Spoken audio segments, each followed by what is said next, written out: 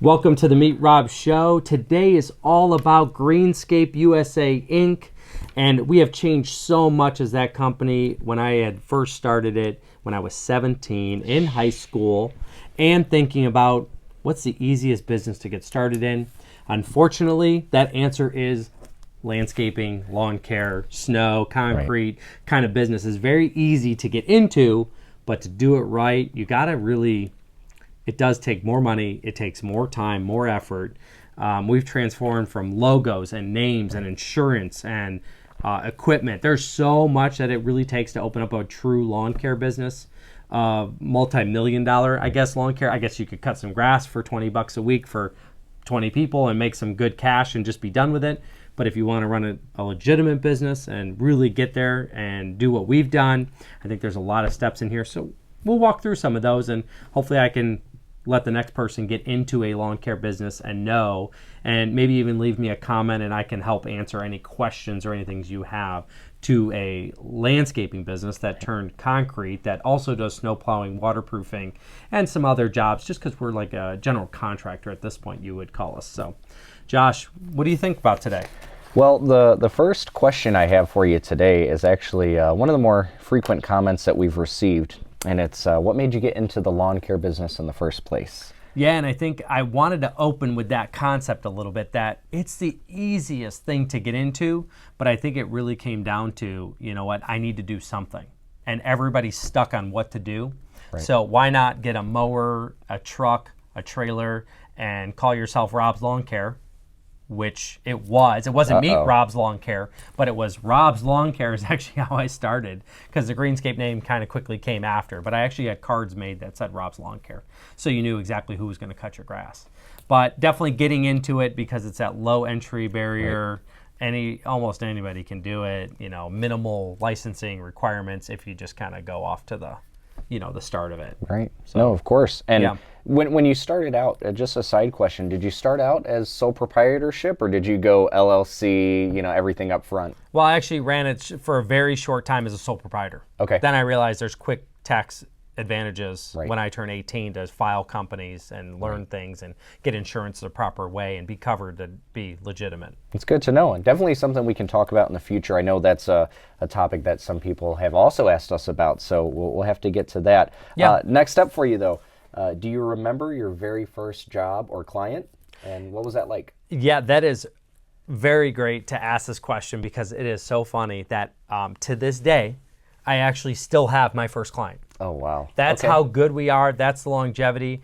The commercial business that I've had is actually a local uniform supplier. I've literally had them now, 15 years of running this business. That's amazing. They've enjoyed us. It's not a very big account. It's not $1 million. It's not a showpiece. It's not anything to be really awesome, but consistent lawn care, consistent snow plowing. They do mulch every other year or so.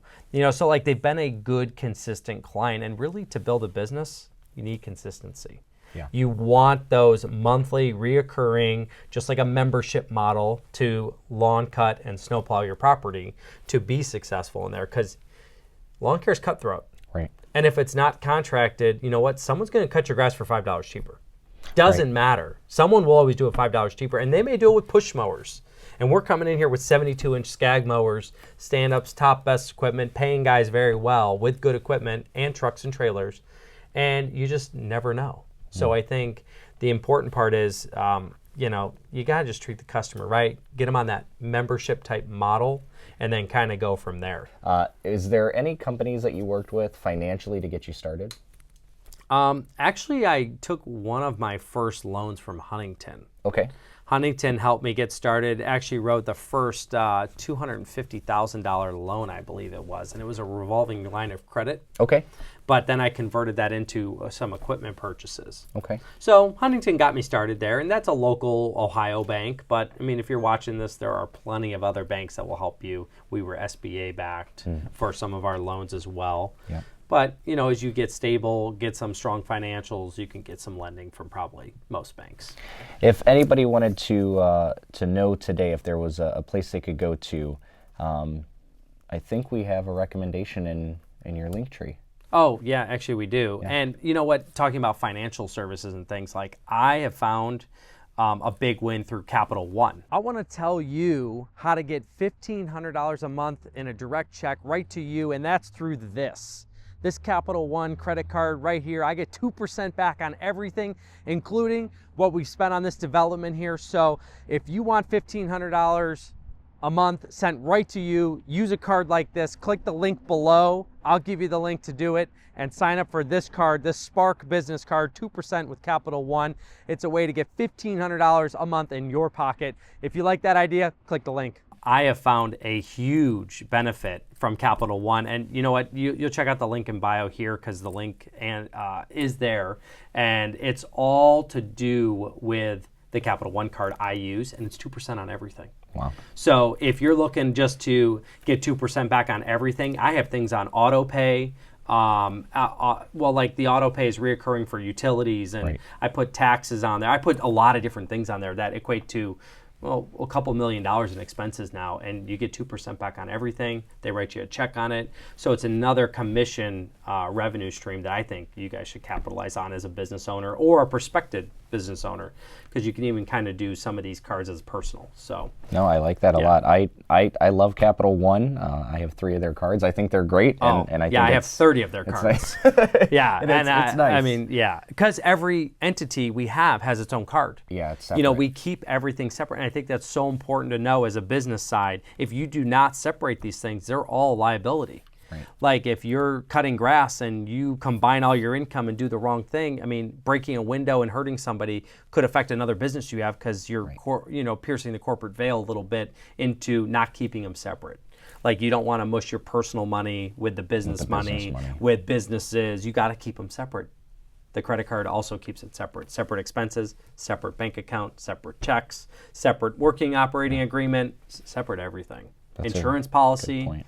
Keep it separate, keep yourself safe, but definitely get all the maximum rebates you can through Capital One. At least click the link, check out the card I use. It's a good card. Yeah. It's treated me well. Moving on, thank you for that. Yeah. So I know we've talked a lot about the lawn care side of things, but you do more than just lawn care with Greenscape. You actually do some concrete work. Yeah. You do some building. Can you tell us how you expanded into the world of concrete? Yeah, concrete was really driven by my brother. He Okay. wanted the piece of that puzzle, and he has the operations manager. You know, he wanted to get into concrete, so we wanted to go that route. The problem is it's expensive. Right. So lawn care is super easy, but getting into the concrete world, think about the equipment you have to have, the trailer, the truck, just everything you have to use. Think about taking out huge pieces of concrete and loading them into a truck. Like everything is heavier, more dangerous, more expensive, but could come with a good reward. You know, it's treated us pretty well to work the concrete and be able to be diversified and pour a lot of concrete ourselves because we're pouring it for half the price. But snowplow is the same thing. Loaders, plows, salt trucks, salt spreaders, salt in general, a hoop house. You name all these things you need to do in order to have a snow plowing business and operation. And for 15 of us to go out and plow every time it snows, there is a lot of equipment. There's over $1 million worth of equipment to have even $500,000 worth of contracts that I had. Wow. So, I mean, not everybody could do that, but I mean, that equipment's cost could be spread out for a long period of time, so it's worth it. Yeah. But I think ideally, if you have $1 million invested, it'd be nice to have $1 million worth of contracts, so at least the gross is there. But over the course of 10 years, is probably making Makes good sense. money, substantial, so you can keep the equipment running. What came first, the snow plowing or the concrete? Snow plowing. Okay. Yeah, I was just curious. Lawn care, and then people are like, well, you want to work all year for somebody, so we're in Cleveland, Ohio. It snows. Right. You want to keep them for cutting, then you want to keep them for snow. Then we added the concrete. So I would say order of expense to get into it, like how expensive everything is in general. Landscaping, easy, maybe 10, 20, 30,000. You could probably get enough equipment to get started. But maybe snow plowing, you're maybe 50 to 100 to 200,000. But once you get bigger accounts and you need bigger equipment and larger loaders and bigger pushers, could be more. But concrete, the loader, the skid, the truck, Super the trailer, expensive. the insurance, everything skyrocketed up. So from cost of that, but that's good to know. It's worked out, but expanding is difficult because it's expensive. I was going to say, and people and talent. Yeah. So I think that's important to know. But the seasonal shifts in general, like, I mean, it's just tough to manage. Like one day like literally this year, 2025, we plowed snow one day, we cut grass the next day, and that next day we were pouring concrete. Like we did all of our services with all the seasons in 1 week. That's insane. I mean, it's just crazy how Cleveland and the weather has shifted us so much. Right. And made it so difficult to tell a customer, we can't do that, it's too cold. We can't do that, it's too wet. We can't do that, it's too whatever. So the weather is so questionable, and difficult. I think you hit on something there, because there's a lot of lawn care companies, or, you could say seasonal companies. Greenscape's all year round. I mean, you have the same crew, the same guys running all year round, and not a lot of people can do that. Yeah. Well, that was my promise to them, where whether we're building out a building, enhancing a building, like building the pickleball center. We worked all year on that. Then we'll go pour concrete. Then we'll put in a lawn. Like we'll try and diversify what we're doing to keep the guys fresh and work on different things and do different projects and work all year round. Nobody wants to work 6 months out of the year. They want consistent pay, just like the membership model, just like the lawn care. The customers want to pay $5,000 a month. Take care of me. So does an employee. Right. They want, I just want to make $4,000 a month. Just guarantee me that. Paying me. Yep. 40 hours, $25 an hour. Here's $1,000, and they're steady. Their family's steady. Yep. We're steady. We know our expenses. So there's a big win, and I think that's really a turning point too, because in the business, if you could sustain 15 of us to all have stable income, they take care of you, the business is taken care of, the clients are taken care of, everybody's, that synergy is growing. Yeah. Clients will always come and go though. So we got to keep that in mind. Landscaping, snow plowing, concrete, this stuff, it doesn't matter how great we are. I think people are always struggling to do something a little bit cheaper. So we're going to lose clients. We're going to gain clients because of our reputation. So it comes and goes. It comes and goes. Be ready for that as in the landscaping industry. Before we move on farther into the kind of mindset of the business, my last question here on your growth and expansion, just taking it back a couple years, right? Was there a moment where everything just kind of clicked and you're like, this is exactly what we need to be doing right now? I don't know if there was really a click moment. Okay. But I think it's just as we rolled out all the divisions, and we're working with a steady crew for now the past probably 7-8 years. Yeah. It's been pretty steady. Like we have the core that have been here. There's some always laborers that come and go. But I think maybe halfway through our venture now, so if we're 15 in, maybe 7 or 8 year in was like a turning point of steady, of really contracting more steadily, keeping everybody there steadily, equipment stays more steady, just things. I mean, again, things still revolve, like equipment gets changed out and things, but like the consistency is there. So that's what we need to, and see, it doesn't take a year, doesn't take 2 years, it doesn't happen overnight, but maybe that 5 to 7 year window of kind of learning and doing, it takes. And it pays off though. Yeah, well, because remember, most businesses will fail within the first 5 years. So get over that 5-year hump, like I'm explaining to you right now, is like, okay, my hump was maybe 5 to 7 years that I think we were moving through, and we got over the hump of, okay, you're not going to fall apart, but now you got to, be lean and mean and aggressive and get going. Yeah, I like that. If we're moving on here, right now we're in our business mindset section, so there's some really important questions here. First and foremost, how do you stay organized and keep everything running smoothly? I can say I know you're a very organized person, but if somebody's newer to this business, or maybe you're a business owner already and you're looking for more tips, what is some of the best advice you can give on staying organized? I think there's 2 things. I mean, yes, I take my own notes and I stay organized. I go through all of them every night. I make a list to do every day. So like that's how I'm responsible to myself. But I think the second part of that is definitely the staff. Okay. It's that in-house, the person answering the phone, talking to the customer, putting the estimates together, like that kind of stuff. I mean, that is really those couple people, and like those people, your operations manager and yourself all have to be in sync. And I think that's why we have to have that open communication, which in construction is always difficult. Doesn't matter how big, how small, doesn't matter. I think there's always some disconnect. You got to just make sure that communication is moving, because this yard was wet, couldn't mow it, you got to tell everybody, you got to move those things. So there's so much to do. No, I appreciate that. Thanks for sharing that. So keep it smooth. Keep the right staff, keep the right managers, and then keep yourself disciplined. I think that's at least how I've done it. And when we're talking about, keeping things running smoothly and staying organized, the next topic I had for you was, what is something you wish maybe more people understood about running a business like this, whether it's clients or new hires? Oh, well, I think the first thing you're going to understand as a business owner, I don't think the phone's ever off.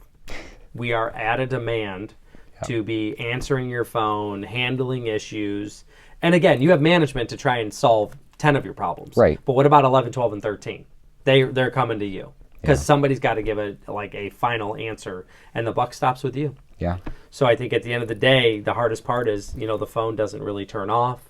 As great as your managers are, maybe there's still sometimes there's an answer. So you always got to be ready. An overlap, of course. Yeah. No, thank you.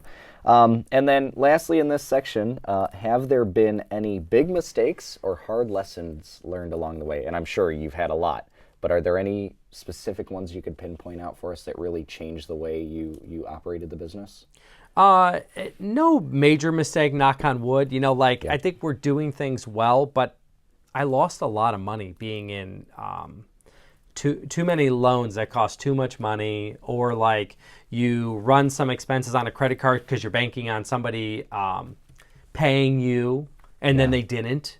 And then you incur that interest charges and things I feel like if I could have had a little bit more disposable cash and saved, we could have maybe saved ourselves on the other end of a lot of expenses like that. So, it's a monetary lesson that I've learned. Right. So I'm trying to cash flow a little bit differently, plan for a little bit different events and different things and opportunities when you get hey, could I buy bulk of something? It might be worth it to buy bulk. So no major mistake, but you know what? People are always, you got to hire good people. Right. You got to have people. So maybe sometimes I've had a rough hire, and I had to let them go. We did have somebody steal a significant amount of money. Okay. So we caught that through some auditing internally, which was really good to know. Really bad. And actually, this person was doing it through our vendors. Oh no. But buying gift cards through our vendors. Okay. So it was looking like, we go to these vendors all the time. Right. But how I caught it is when we shop at vendors, there's never a perfect dollar amount. You buy a box of something, it's $7.84. $28.14. The difference is when I started seeing all these charges, it was even dollar amounts at all these vendors. 50, 100, yeah. Yeah. And then I'm like, this doesn't make any sense. But they were stealing by buying gift cards at our vendors with our credit card. Interesting. And then so we realized, okay, we hit $10,000 of credit gift card purchases on a credit card, where we then caught onto it and actually let it happen for a little bit because it was happening and we were recording it. Interesting. And then we actually put that through the whole court process and got restitution back on it. And actually to this day, he might still owe a little bit more. Oh no. But okay. It was a significant amount of money, but once we caught onto it and got video on it and see what you were doing, it was clear that you were, it was bad. And it's kind of funny how big mistake. Those two realms that you mentioned work together like that. You said a rough hire and monetary issues. Yeah. And it just came to a cusp right then and there. But you've learned from it, and you've definitely made better decisions. We try and audit more, look over things. Yeah. Another management or reference check with new hires. We try, but anybody could put on a good face. So I think hiring is always important. Watching the money is always important. Collecting money is always important. Yeah. So many things that go into a business. Not to mention you don't sleep much because your phone's always on. Always going. It doesn't matter. Yeah, there's always something. Interesting. Well, about the phone going, we're going to keep the questions going. So my next question for you is, and it's kind of more of a feel-good moment here, but what is the best compliment or maybe some feedback that you've ever gotten from one of your clients? Well, it may even come back to our first client. Okay. He genuinely thanks us for what we do, how we do it. So this is good. It's really good to hear. And, you just hear that, you get that little motivation to keep moving. You normally only get calls that are you didn't do this, you didn't do this, you didn't do this. The negative calls, yeah. He cut me off while he was driving. Those are the only calls you get. Okay. And so it's always nice to hear, hey, thank you. Right. Thank you for doing that. I appreciate you for doing this. Hey, I didn't have to cut my grass. I'm thankful for you guys. You know what? That concrete job was so good. The water now flows away from my house. Thank you. Yeah. Like, it was flooding and causing me a lot of stress in my house and mold, and I have kids and this problem. Like, I've heard it all. And now it's done. And now it's dry, clean, and safer for the family. So when we've waterproofed a house and you've eliminated mold in their house, how thankful are they? You know, like you don't really feel that way when you're doing the job, but afterwards, think about they could finish their basement. Their family can enjoy their house now. You know, the concrete driveway is smooth and nice and presentable, and they sold their house for more money. You know, there's so many good things that we've done to enhance properties. Like, we've literally transformed thousands of properties just 1 yard at a time with Greenscape. 1 yard at a time. So, you know, it just happens, but it's worked out well. And I think there's a lot of feel good that we know we did well, but you don't always hear it from clients. Yeah. But I like seeing before and after. That's why I always like cutting grass. Right. You see a 1 foot tall grass looks terrible, then you put those stripes on there, man, it looks like a baseball diamond. There you go. Like, you get that satisfaction of like, wow, that looks really good, and it's instant. It's still like social media. You scroll for instant gratification. For instant gratification, but you can mow for instant gratification too. Yeah.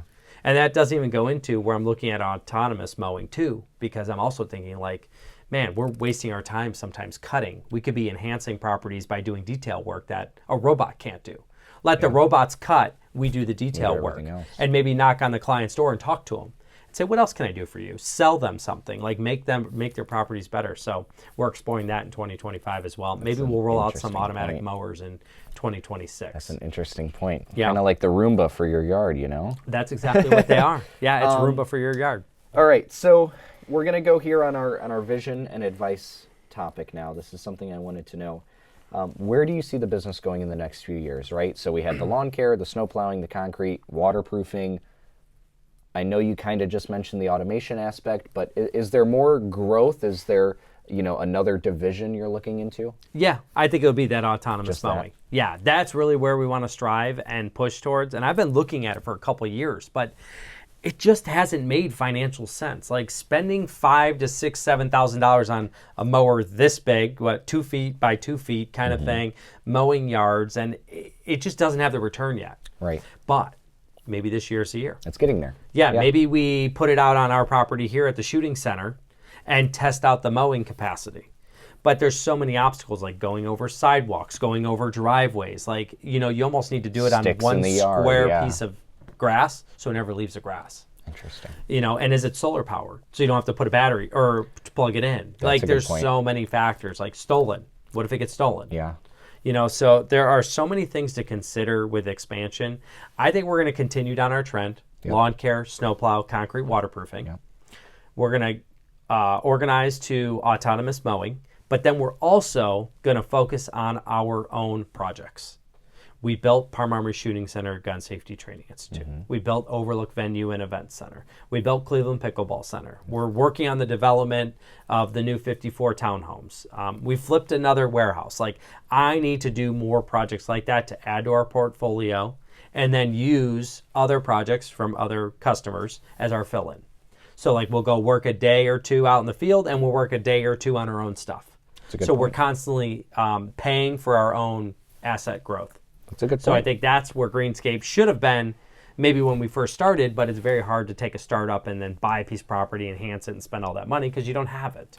So we got to work for clients a couple days, work for ourselves a couple days, and in 20 years of doing that, you have a multi-million-dollar portfolio, and you could collect rent, you could sell, you can leverage, so all different kinds of things. I think it's a really interesting point. If we looked at the whole of the businesses. I mean, you quite literally started with a lawnmower. Yeah. And now you're helping people become professionals at pickleball. Yeah. I mean, and everything else in between, right? We have the shooting center, we have you're making weddings happen. Yeah. It's really interesting, and I like that. That's something I think that a lot of us could reflect on, right? Is just staying consistent within your own realm. What are you comfortable with? What can you do? And if there's room to grow, then let's do it.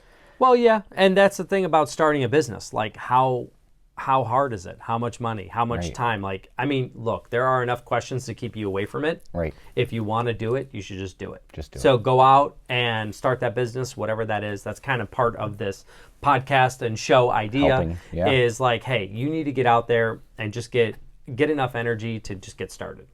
Whether that be with a camera, a lawnmower, a wedding venue, it doesn't matter. Get out there and push yourself out there and just get out there and do it. Yeah. And take a risk. Buy something and then put yourself on the line to pay for it and then figure out how you're going to pay for it. That's a good point. And just start that and then you can work from there.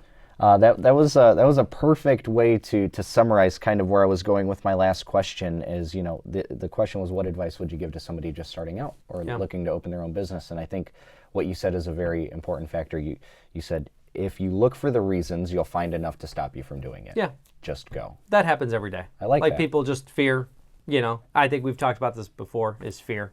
You have the fear of failing, fear of disappointing someone. Look, I've done it. I know. Yeah. I've not slept some nights. We haven't made payroll some days. Like, you're always going to have that problem.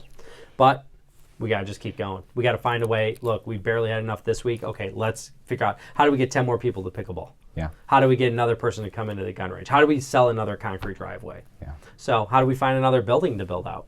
You got to just look and put yourself out there. So this kind of way here is hopefully encouraging somebody else to do the same, or reach out to us too and pick our brain and leave us a comment and say, hey, how did you do this? What happened here? What happened this? What's this? That's what drives these videos, by the way. We pull a lot of these questions and comments from different things you guys have put out there. So if it works, it's helpful for you, go ahead and drop in another comment, or don't forget to check out the link in bio too. You'll see the stuff about Capital One. Yep. You'll see some other stuff there. You'll see all the companies there. Feel free, explore, see what you want to see, and if you don't like guns, that's okay. Skip the gun part. Check out the construction. Check out pickleball. Check out what you really like and what interests you, and leave us a comment, and we will definitely add that maybe to the next show. So hope this helps. And Josh, anything else? No, I think you answered all the questions I had, and I think for a lot of the people out there who would be looking into starting a lawn care business, this would be a good start for them. I would like to emphasize, yes, keep commenting and liking and subscribing. Any ideas that you guys have, any questions you have, that really helps to learn. I like asking the questions. I love having them on my paper here, and I know he likes answering them, so that works out. Oh, yeah. Well, and I have a goal of trying to hit 20,000 subscribers, so we're not far off. Yes. I'm just trying to get there. So I'm working it, and we're going to get people to watch and see and be inspired to do something. And I hope you reach out and leave us a comment or message us and just see what we could do to help you. Well, and you've got these nice new tumblers, so maybe if we hit 20,000, we could do a tumbler giveaway. Oh, yeah, I'll give away some tumblers. Yeah, okay, very good. We could try that. Yeah, we'll work it. So get us to 20,000, and we will get a tumbler on your front doorstep. Okay. All right. Maybe that 20,000. Yeah. Well, no. Maybe the 20,000th subscriber. Yeah. That's a good idea. Yeah. But we just have to pull who that was. So that'd be really fun to do and see if we can reach out. And so, great podcast. Thanks for sharing. And this was a good show. Yeah. Thank you. Thank you, guys.